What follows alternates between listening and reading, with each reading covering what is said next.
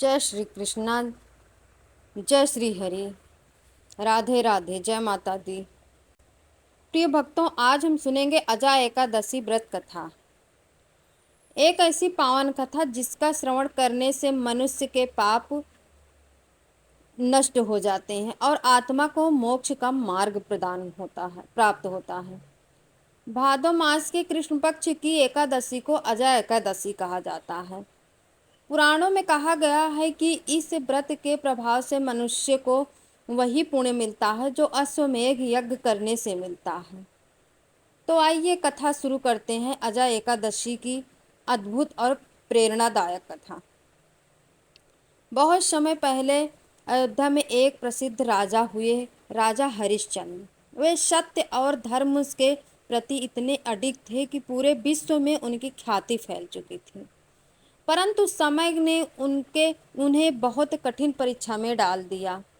उनका राज्य उनसे छिन गया, धन समाप्त हो गया, यहाँ तक कि पत्नी और पुत्र से भी वे अलग हो गए। राजा हरिश्चंद्र को जीवन यापन करने के लिए शमशान में दास का कार्य करना पड़ा। जहाँ कभी वे सोने की पालकी पर बैठते थे, आज शमशान की राख में लिपटे रहते थे। प्रिय भक्तों, सोचिए, एक राजा होकर इतनी विपत्ति। उनके हृदय में केवल पीड़ा और निराशा थी।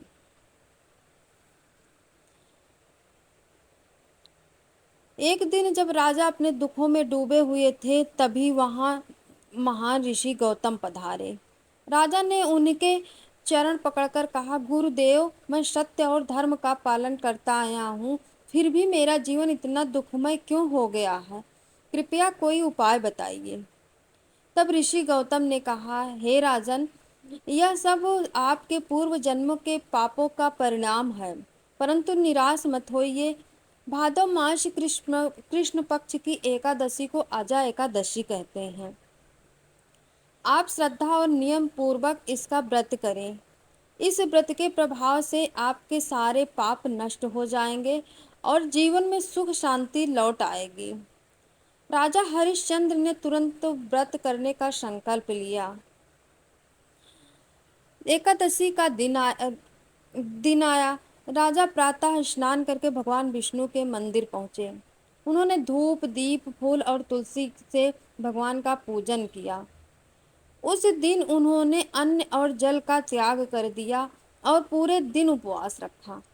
रात को जागरण करते हुए भगवान विष्णु के भजन गाए और ध्यान लगाया।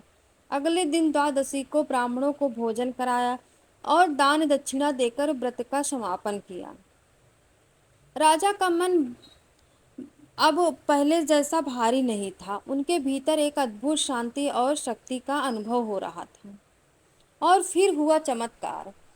अजा एकादशी व्रत के प्रभाव से उनके सारे पाप नष्ट हो गए। वे जीवन के बंधनों और दुखों से मुक्त हो गए। जो अंधकार उनके जीवन को घेरे हुए था, वह समाप्त हो गया।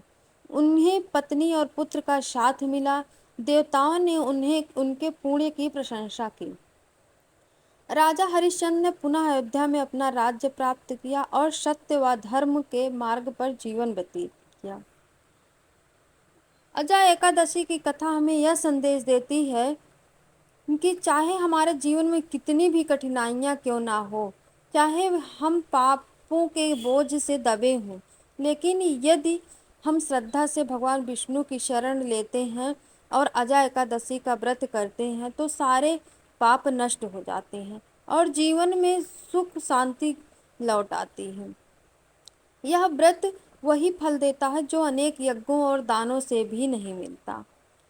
इस प्रकार अजा एकादशी व्रत केवल एक उपवास नहीं, बल्कि आत्मा की शुद्धि और भगवान की कृपा प्राप्त करने का माध्यम है। आप सभी भक्तगण इस पावन व्रत को श्रद्धा से करें और भगवान विष्णु की कृपा प्राप्त करें। जय श्री हरि। जय अजा एकादशी महिमा। अगर आपको यह कथा अच्छी लगी हो तो इसे लाइक और शेयर कीजिए। भक्ति और पौराणिक कथाओं के लिए चैनल को सब्सक्राइब करना ना भूलें।